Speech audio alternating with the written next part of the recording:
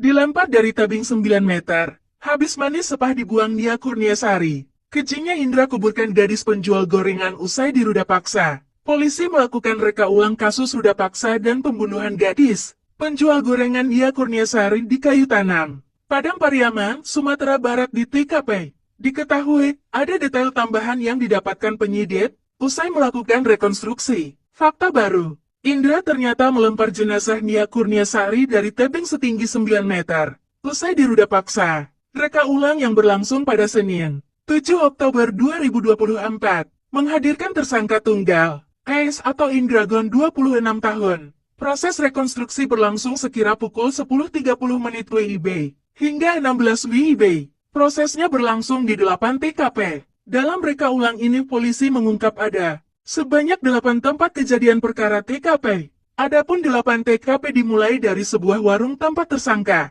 melihat korban pertama kali dan membeli gorengan korban. Kapolres Padang Pariaman, Ahmad Faisal menyebut, ES berangkat dari warung lalu mengintai Nia yang sedang menjajakan gorengan keliling kampung. ES melakukan pengintaiannya sembari membawa tali rapiah. Ia kemudian mencegat gadis malang tersebut saat melintasi jalanan sepi yang kelilingi semak dan kebun warga, berjarak ratusan meter dari rumah korban. Adegan berlanjut pada penyekapan korban. Is mencegat korban dengan memiting korban, lalu melumpuhkan korban dengan tali rapiah. Lalu di TKP 3 tempat penemuan jilbab korban, tersangka menyeret korban sampai ke sebuah pondok di pemakaman umum yang menjadi TKP 4. Di TKP 4 baru tersangka Indragon melakukan ruda paksa pada korban. Karena kelelahan, Indra sempat menyeret tubuhnya sejauh 100 meter sebelum meruda paksanya di dekat pondok saat dia tidak sadarkan diri. Setelah memuaskan nafsunya,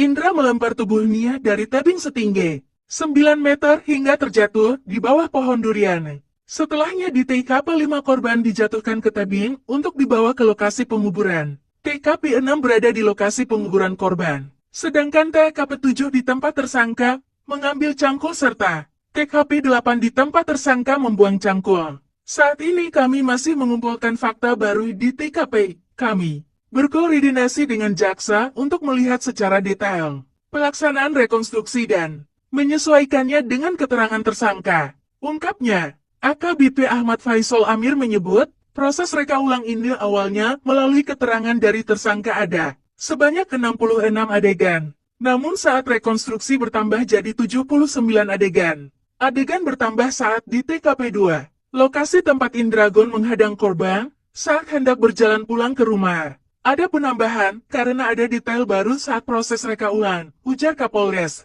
Meski ada detail baru selama proses rekonstruksi, Kapolres mengaku perlu melakukan pendalaman lagi bersama kejaksaan. Pendalaman ini bertujuan untuk memastikan apakah ada dugaan tersangka melakukan pembunuhan berencana, melanggar pasal 340 KUHP.